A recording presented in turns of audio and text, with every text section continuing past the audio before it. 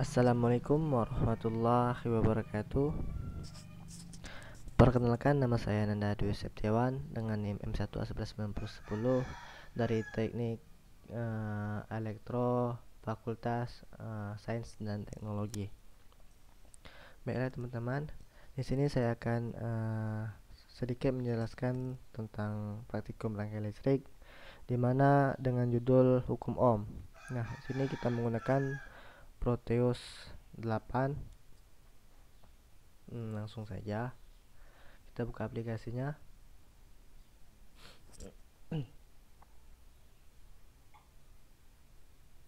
Nah, setelah kita membuka aplikasi, kita dapat pilihan di sini yaitu Open Project, Neo Project, dan Neo Flowchart Open Sample. Di sini kita memulai memilih dengan Neo Project.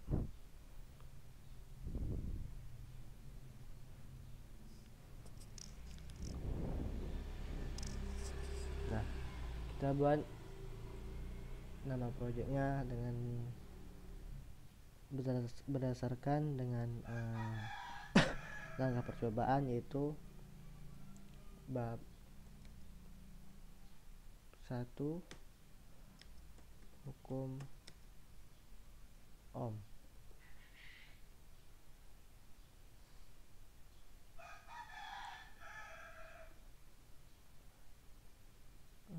Langsung saja kita next kan.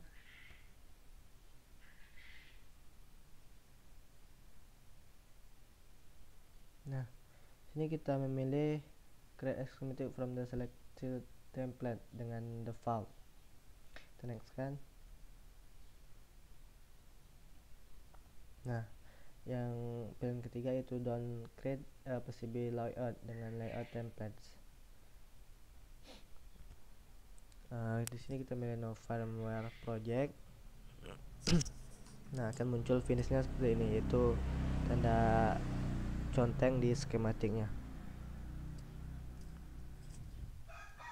Nah, setelah kita masuk, inilah tampilan dari skematik Proteus 8. Di sudut kiri ini terdapat pilihan seperti selection mode, komponen mode, junction dot mode, variable mode, sampai ke 2D graphic markers mode. Di sini kita milih komponen mode untuk memulai komponen apa saja yang akan kita pilih. Kita masuk ke pick from library.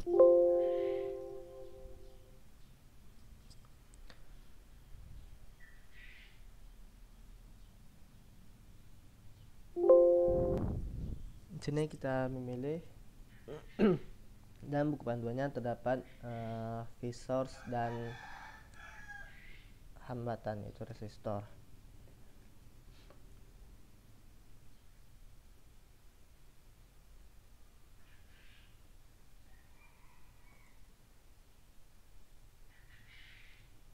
Kita klik 2 kali dan kita bisa mengklik ini lagi dengan 2 kali untuk mengganti keywords yang lain, yaitu resistor.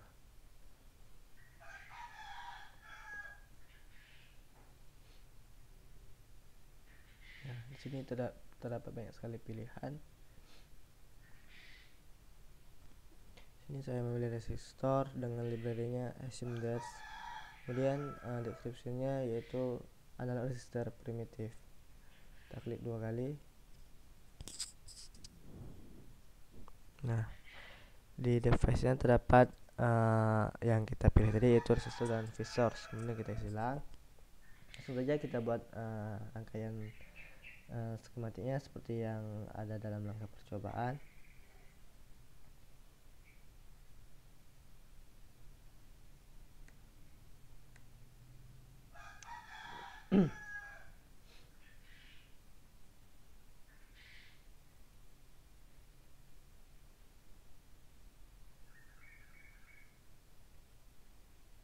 Langsung kita sambung.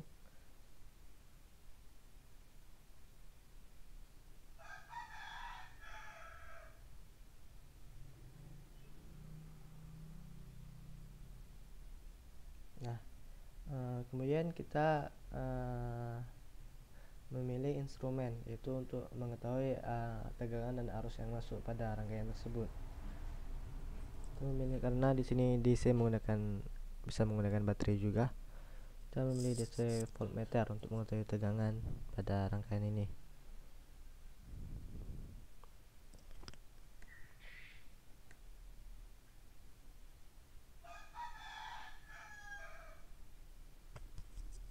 Kita sambungkan. Kemudian kita memilih DC ammeter untuk mengetahui arusnya. Kita hapus dulu wire-nya ini, jalur rangkaian. Nah, di sini kita karena amperes kita milih amperes. Kita pilih di display range. Di sini dapat milih amperes. Tekan OK. Kemudian hambatannya itu kita ubah menjadi 100.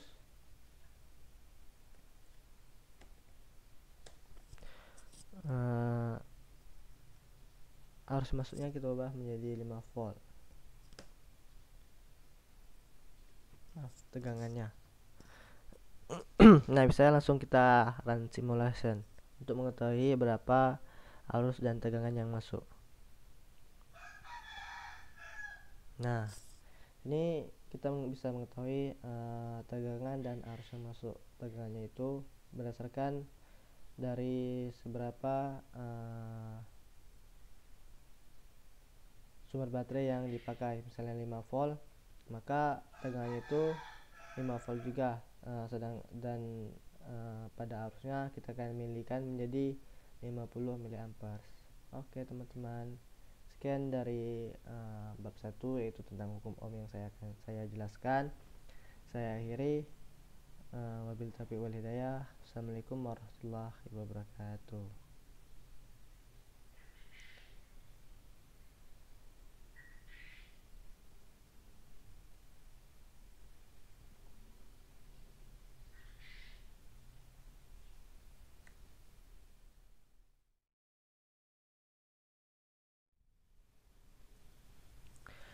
Assalamualaikum warahmatullahi wabarakatuh. Bertemu lagi dengan saya Nanda Dwi Setiawan dengan NIM M1A119010, Prodi Teknik Elektro, Fakultas Sains dan Teknologi. Baiklah teman-teman, di sini saya melanjutkan dari bab 1 ke bab 2, yaitu hukum Kirchhoff, di mana kita menggunakan aplikasi yaitu Proteus 8. Langsung saja kita buka aplikasinya.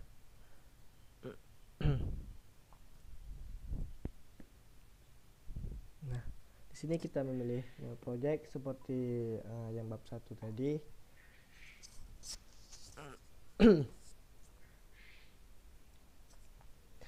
Di namanya kita ubah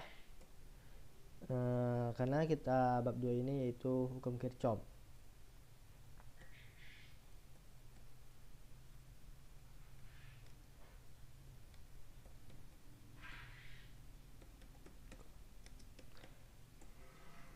Kirchhoff. Langsung kita next kan. Sini kita memilih seperti bab pertama yaitu create schematic from the selected template dengan pilihan default. Kemudian don't create a PCB layout. Kita next kan. No firmware project. Kemudian finishnya seperti ini.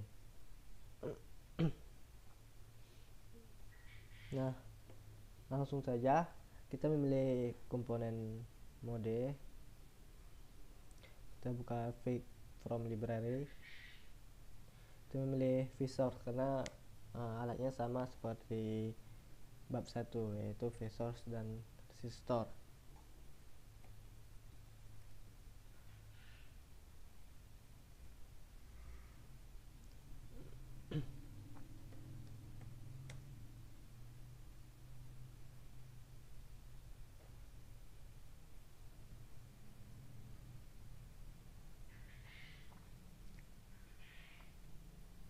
Saja kita buat rangkaiannya seperti langkah percobaan yang telah ada di buku panduan kita.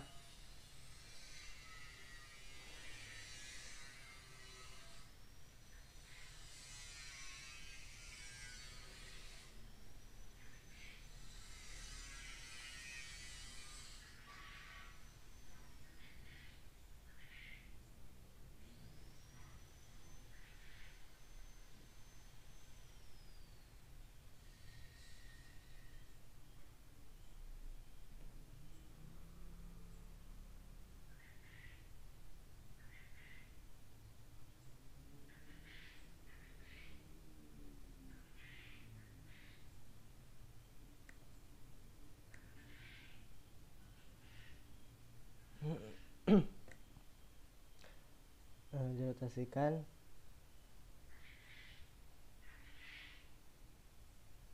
seperti ini. Sini kita buat jalurnya.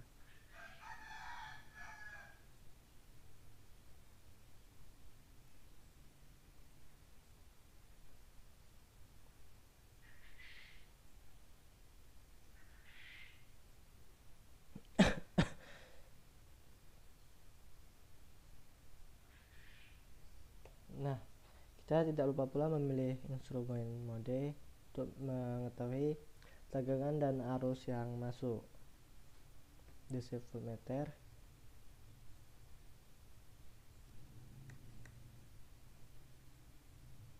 dan DC ammeter untuk mengetahui arusnya. Kita hapus dulu jalurnya.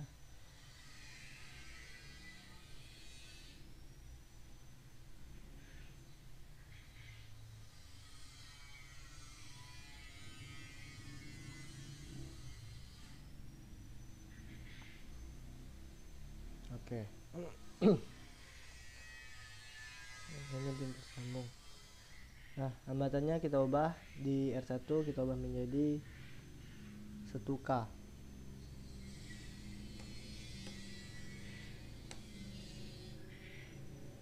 Di R2 nya kita ubah menjadi 330K.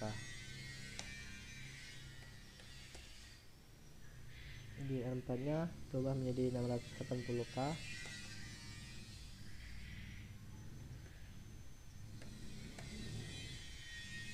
Di R3 nya menjadi 470, dan di R5 nya 2K. Kemudian sumbernya kita ubah menjadi 12 volt. Kita coba run simulation, apakah rangka ini ada yang salah atau tidak.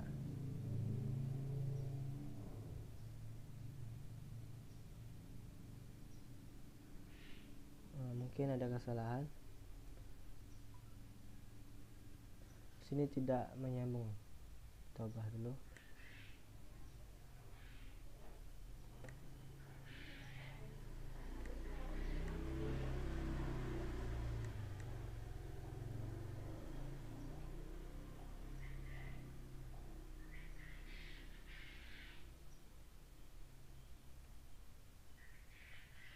Oh, maaf. Di sini kita ubah menjadi miliampere.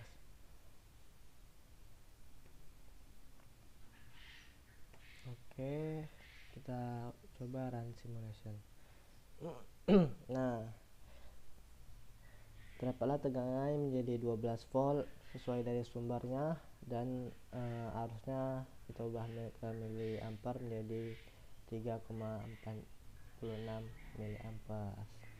Oke teman-teman, itulah dari percobaan kedua atau bab kedua tentang hukum Kirchhoff. Saya mohon maaf apabila ada salah kata atau kekurangan dalam merangkai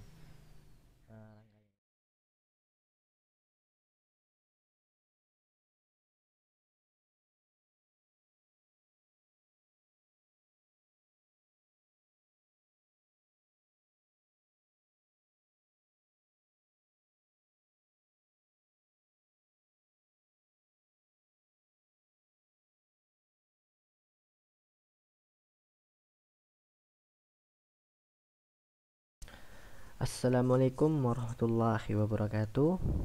Bertemu lagi dengan saya Nanda Dwi Setiawan dengan NIM M1A119010 dari Prodi Teknik Elektro, Fakultas Sains dan Teknologi Universitas Jambi. Nah, baiklah. Di sini saya akan melanjutkan rangkaian praktikum rangkaian listrik, yaitu yang bab ketiga, yaitu rangkaian seri dan paralel. Nah, langsung saja kita masuk ke aplikasi Proteusnya.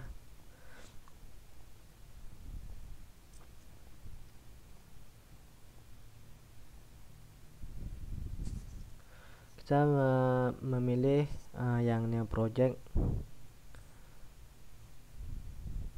dengan mengubah nama dengan seperti langkah percobaan, yaitu bab 3 rangkaian seri paralel.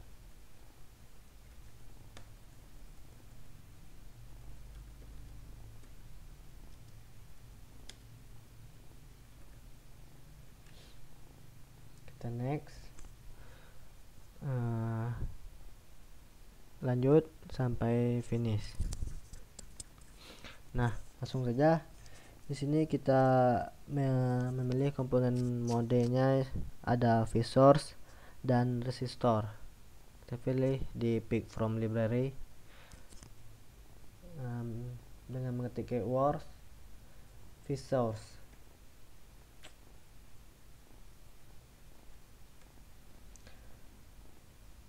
Kita klik 2 kali, kemudian keywordsnya kita ganti menjadi resistor. Kita memilih resistor yang analog resistor primitif. Nah, langsung saja saya buat rangkaian yang pertama adalah rangkaian serinya.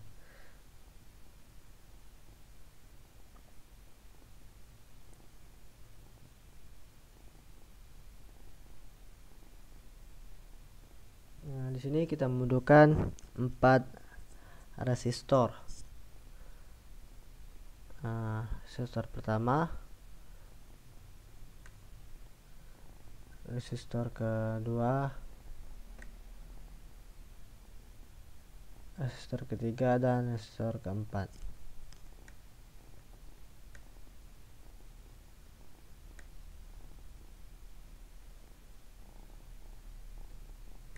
Coba menjadi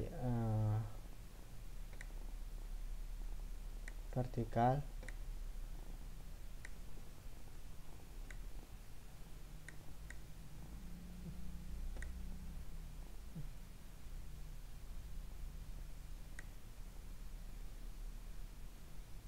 Ke rotate clockwise agar tegak lurus.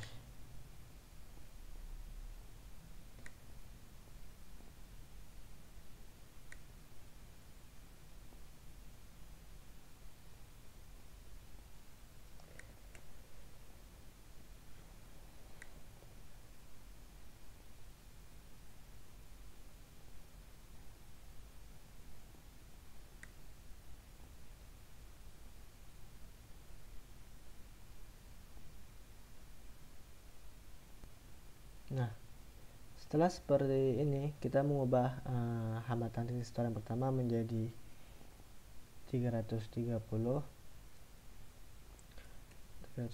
ohm. Kemudian resistor yang kedua kita ubah menjadi 1K.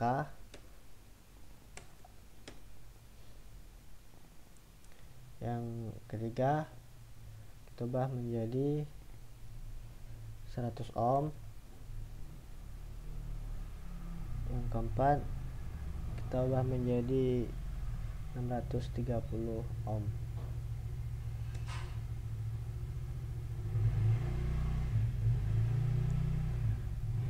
Langsung saja kita membuat jalur arusnya.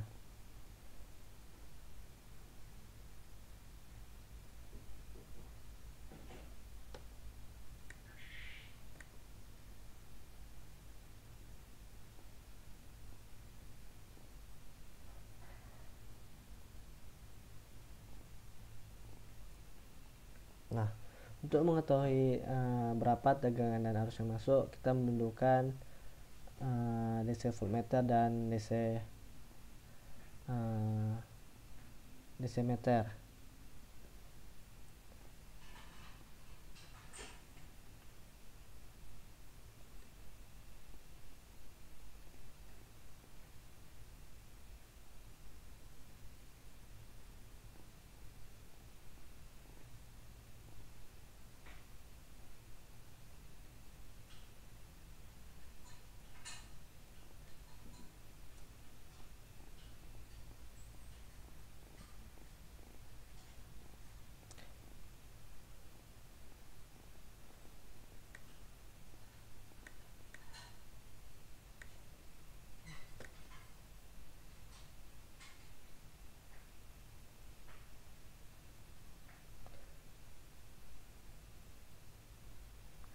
Di sini kita harus dari positifnya ke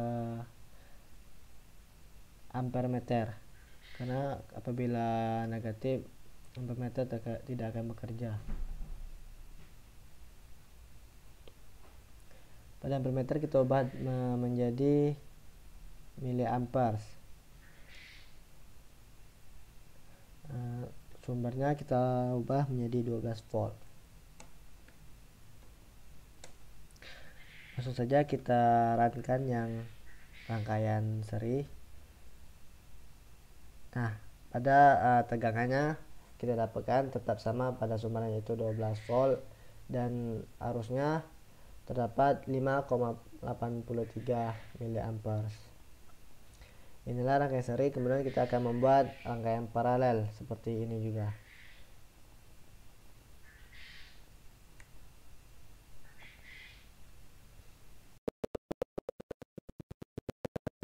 Dari rangkaian paralel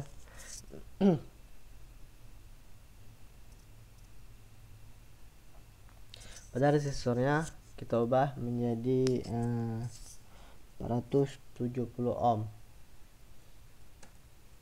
470 ohm.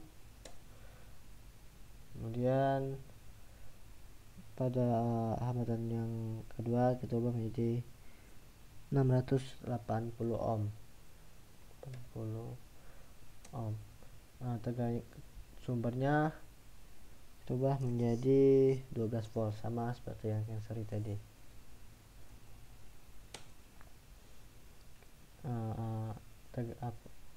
Arusnya kita ubah menjadi miliampere,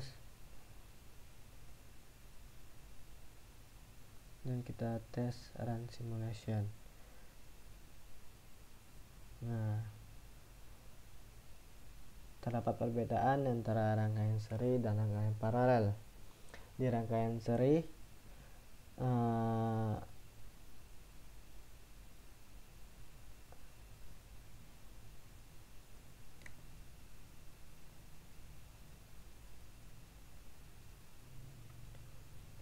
pada rangkaian seri pengukur arusnya yaitu 5,83 miliampere, sedangkan pada rangkaian paralel yaitu 43,2 miliampere. Nah, inilah salah satu bentuk dari rangkaian seri dan paralel. Sekian yang dapat saya sampaikan. Saya minta maaf bila ada kekurangan dan kesalahan. Saya akhiri. Wabillahi taufiq wal hidayah. Wassalamualaikum warahmatullahi wabarakatuh. Terima kasih teman-teman. Nanti kita next ke laporan praktikum yang ke bab 4 dan bab 5. Itu bab 4 ada teorema superposisi, dan bab 5 ada rangkaian RLC. Oke, terima kasih.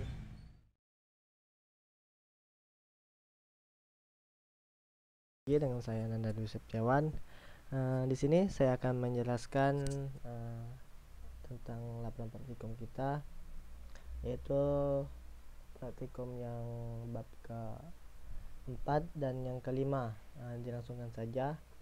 Di sini pada bab 4 saya akan menjelaskan tentang rangkaian teorema superposisi dengan tujuan untuk mempelajari efek dari penggunaan lebih dari sumber tegangan dalam rangkaian.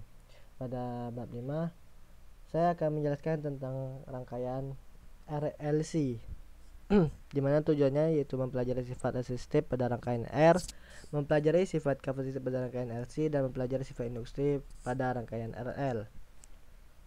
Baiklah, di sini kita menggunakan aplikasi Proteus 8 sama dengan yang bab 1, bab 2 sampai bab 3.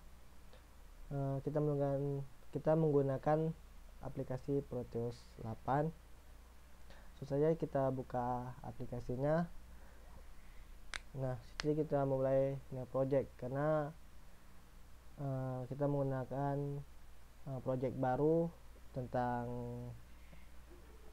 bab keempat dan bab kelima. Langsung saja kita klik.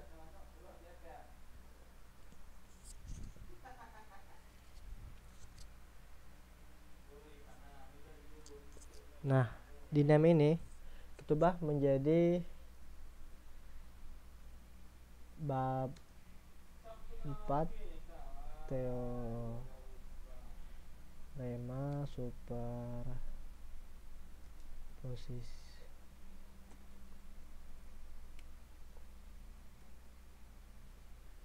Dan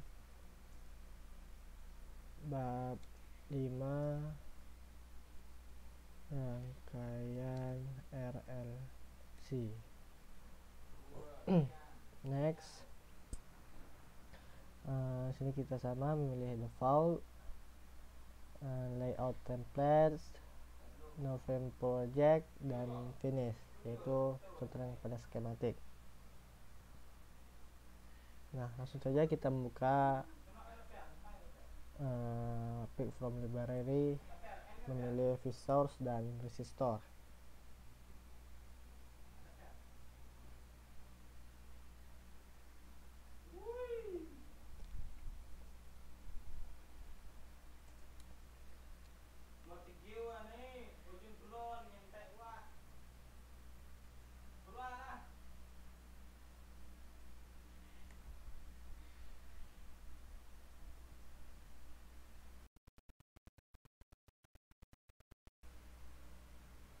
Nah, setelah kita membuat rangkaian pada teorema superposisi,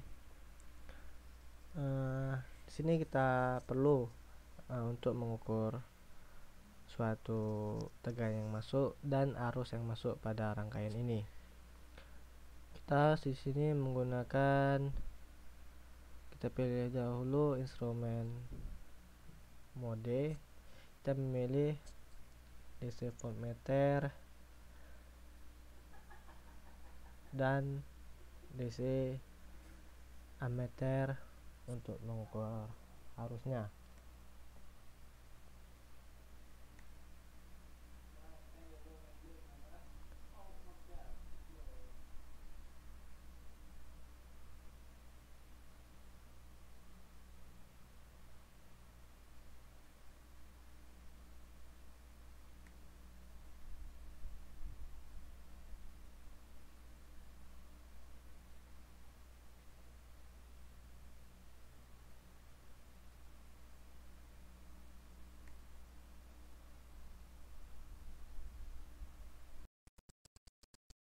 Nah, inilah bentuk rangkaian pada teorema superposisi, dimana sewaktu kita run simulation, tegangan yang masuk berupa sumber dari rangkaian ini, yaitu 10 volt tetap, dan arus yang masuk itu senilai 6,79 mA. Langsung saja kita buat pada bab kelima, yaitu rangkaian RLC.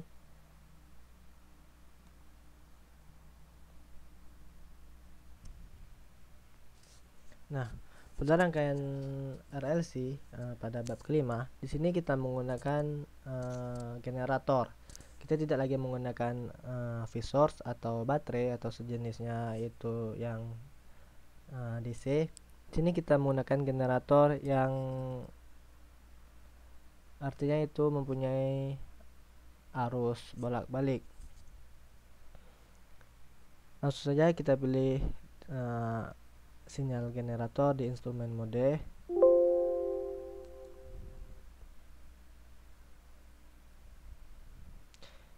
Membutuhkan hanya satu buah resistor saja dengan hambatan sebesar 100 ohm.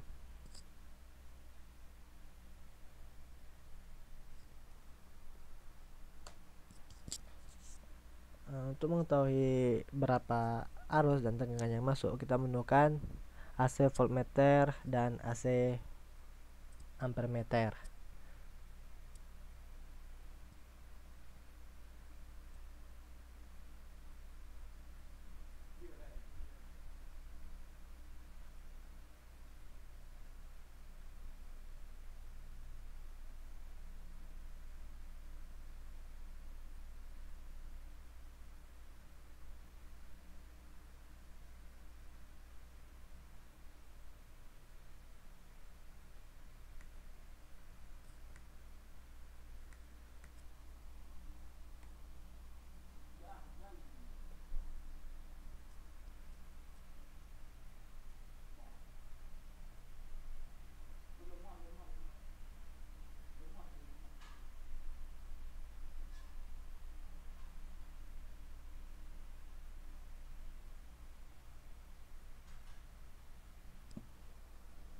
Nah, di sini kita ubah dari amperes ke miliamperes. Langsung saja kita lakukan run simulation untuk mengetahui berapa arus dan tegangan yang masuk. Di sini kita memiliki tegangan 0,35 volt dan arus 3,51 mA. Jadi sini terdapat waveform, yaitu sumber gelombang. Ada 4 pilihan, 1, 2, 3, 4, dan polarity. Kita ubah dari ke gelombang yang kedua. Ini gelombang 1, ini gelombang kedua. Nah, maka arus dan tegangannya juga berubah mengikuti bentuk gelombang sesuai gelombang yang kita inginkan.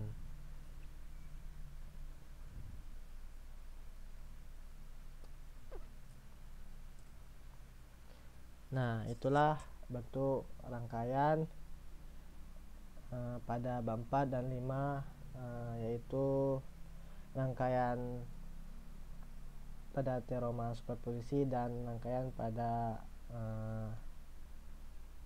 RLC. Sekian yang dapat saya sampaikan.